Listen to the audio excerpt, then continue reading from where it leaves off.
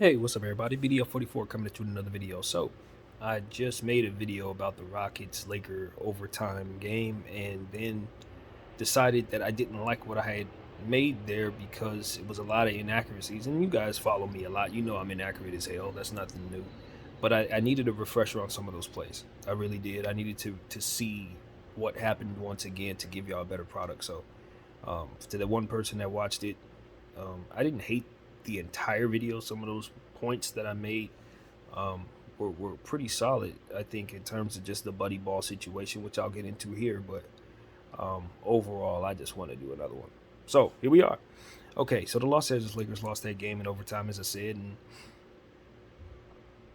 well, just another loss. I mean, in the grand scheme of things, it's not a big deal, but I think, given the fact that the Lakers are in a position to make the play-in tournament, you hate dropping games like these. As a matter of fact, this is probably the one game that you definitely don't want to drop over the next 5 games.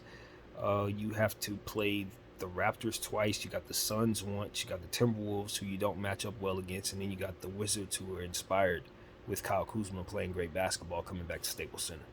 I just don't like us in any of those games, and this was the one we should have won.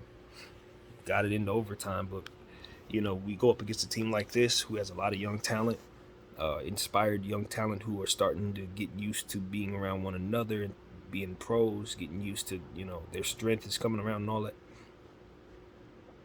You can't play an overtime game against a team like this. Fresh legs, no.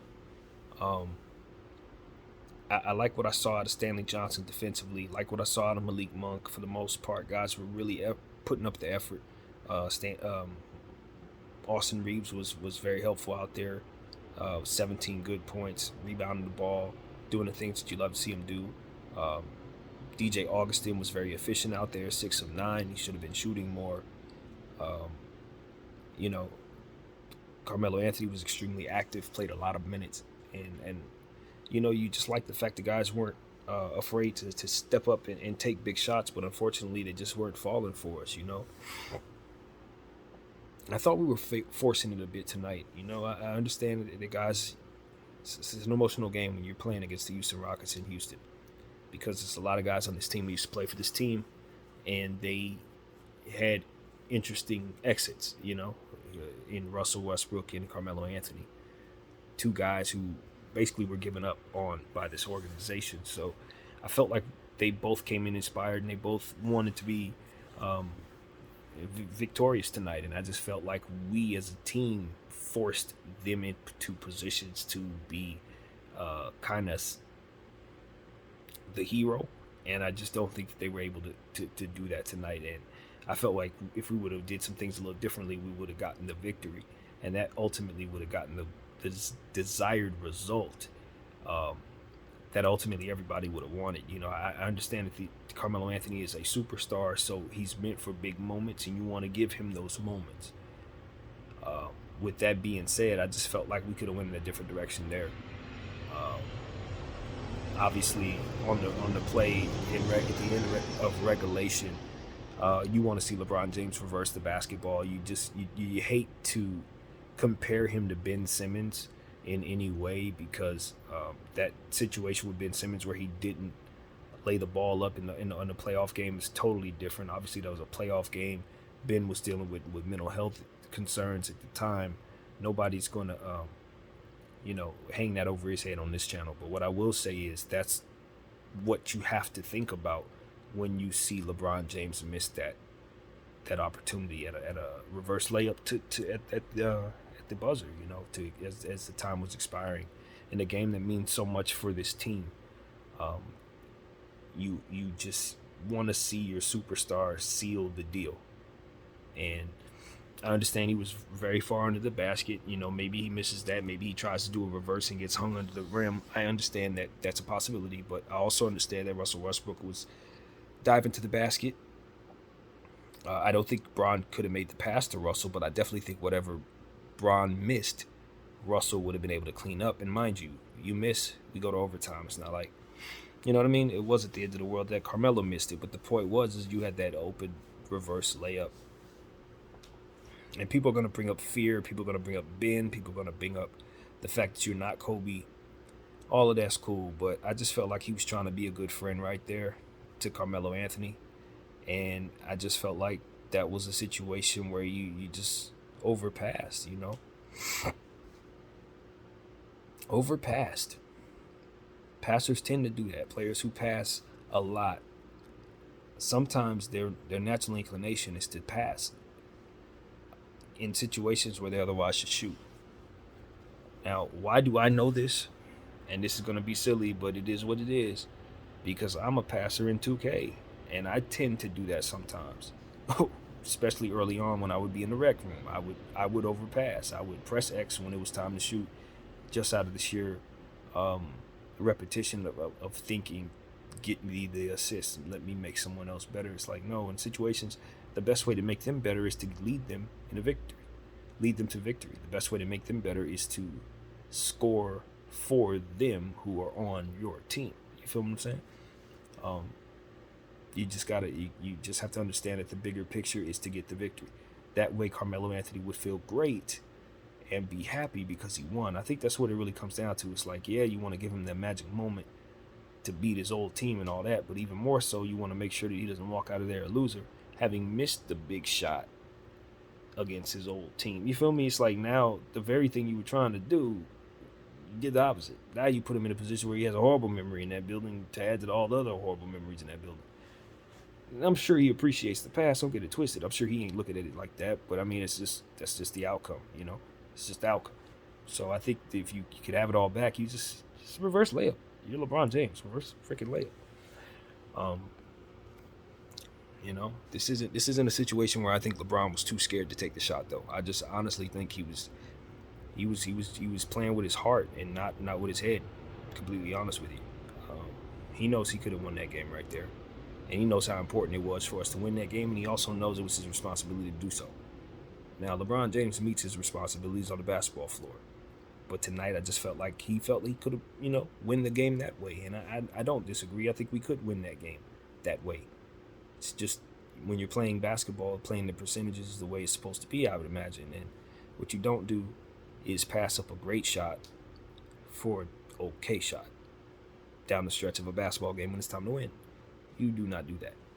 And it wasn't anyone close enough to him to foul him in that situation on that reverse layup as far as I could tell. So for those who are going to say, oh, he's trying to keep from going to the line, nobody was anywhere near him.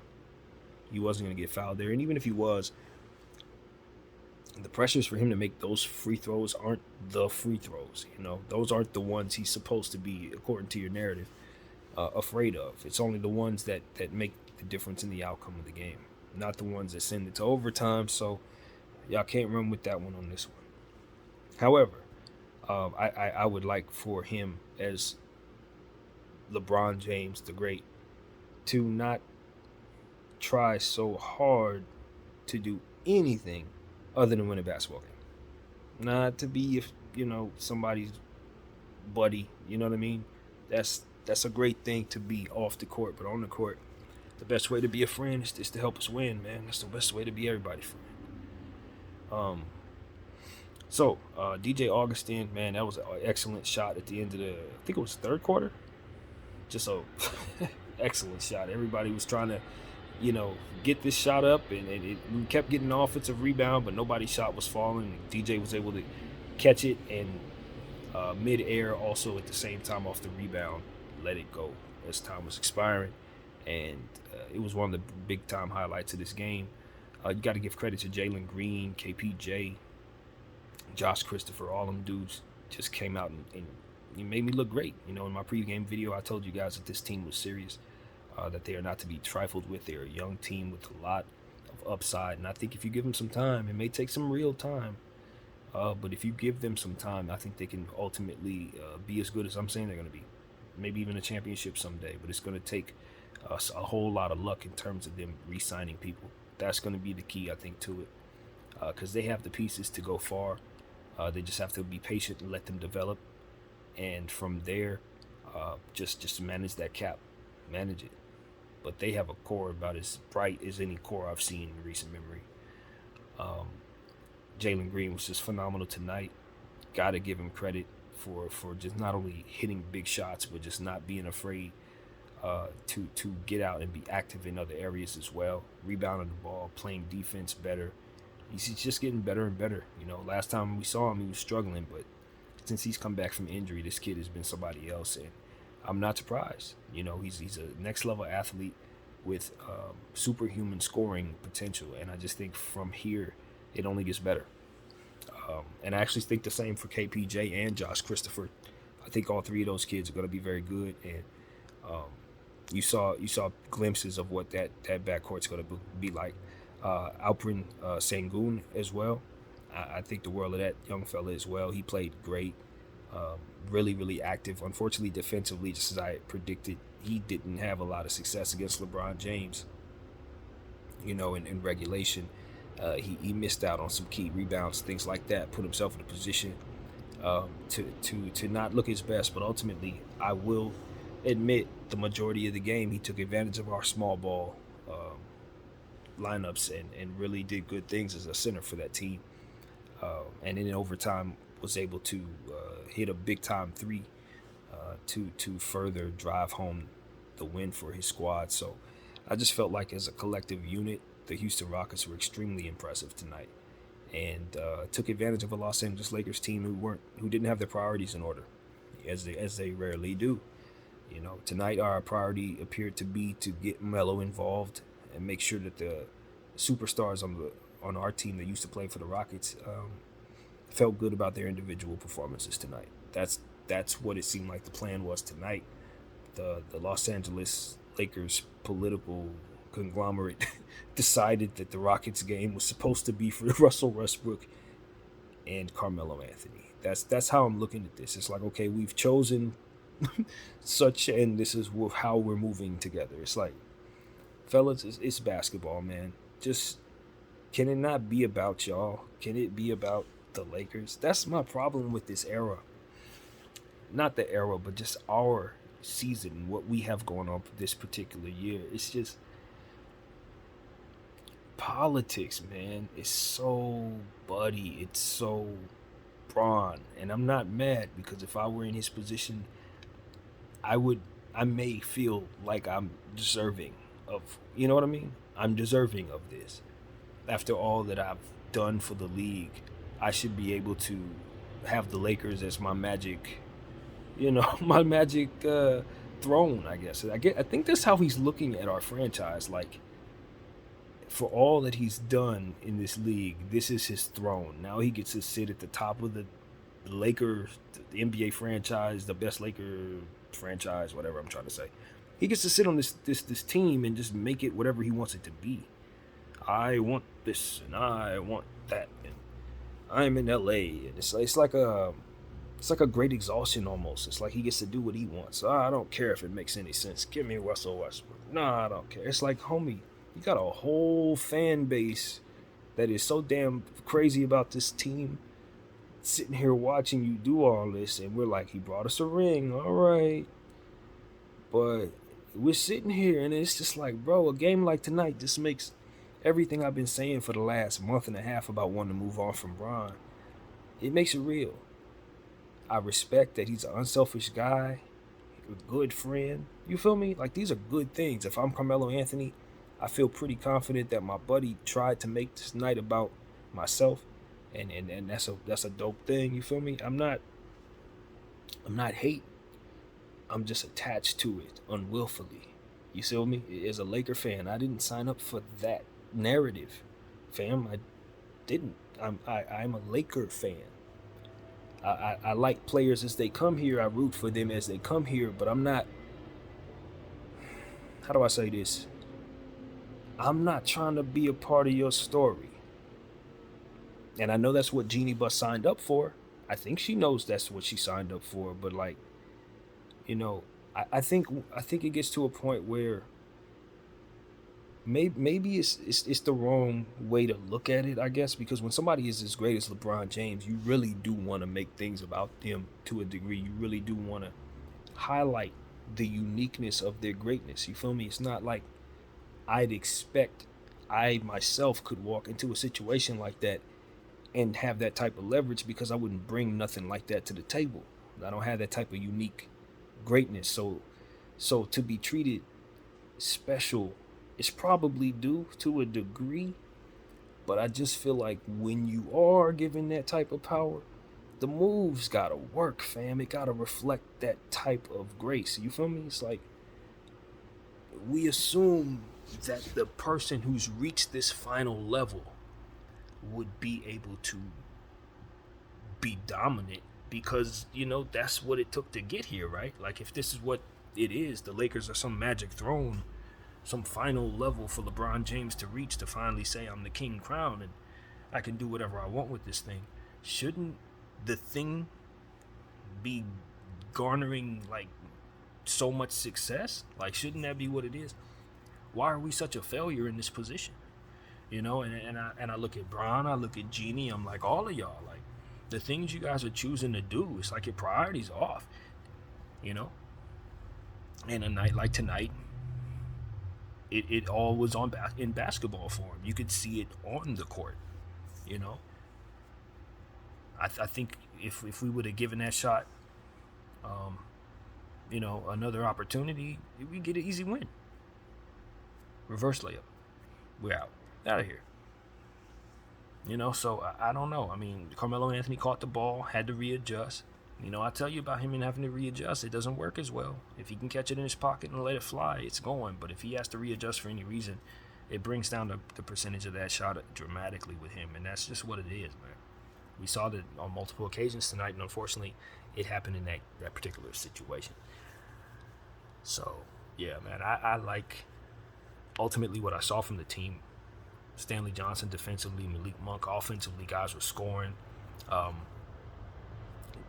Gabriel played well in the short, limited time that he received. He couldn't shoot a free throw to save his life, but I love how he darted into the lane. Little things, showing us that he's taking this very seriously, this opportunity, and I want to see him get more minutes.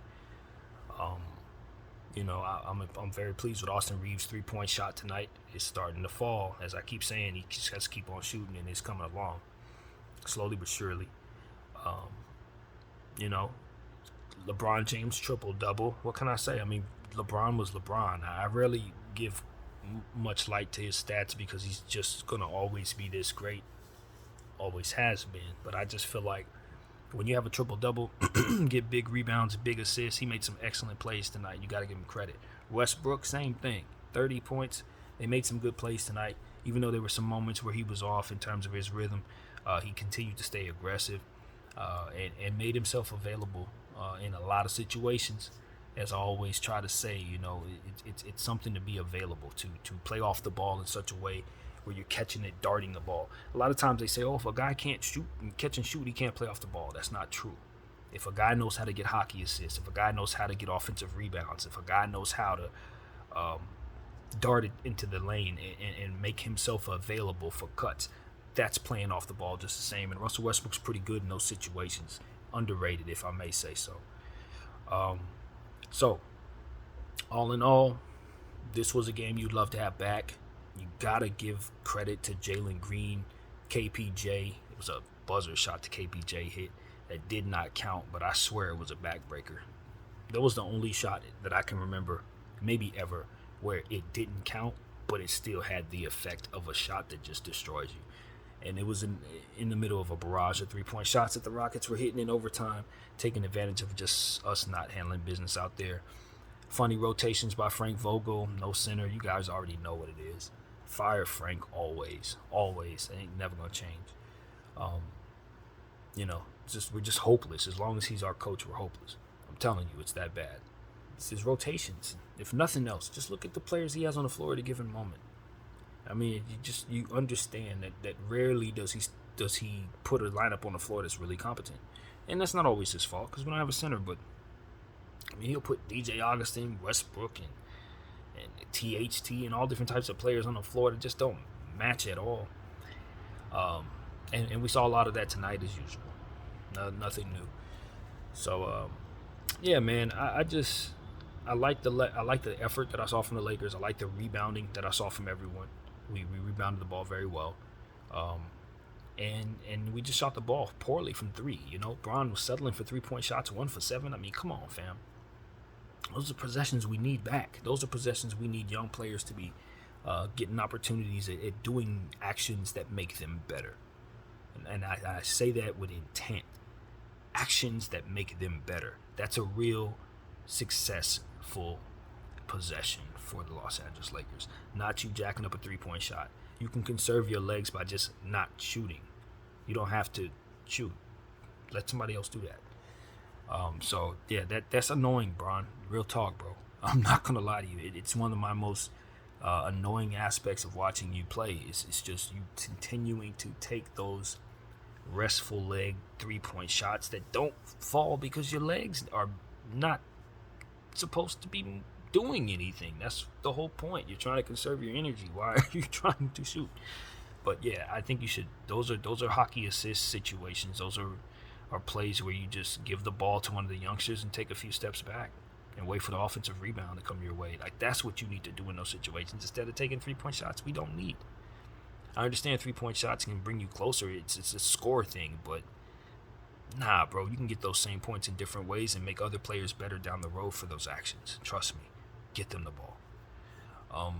So we missed THT tonight. We would have loved to have his athleticism. I don't want to underrate that. He was playing better, and for him not to have been out there against this team, that hurt a little bit.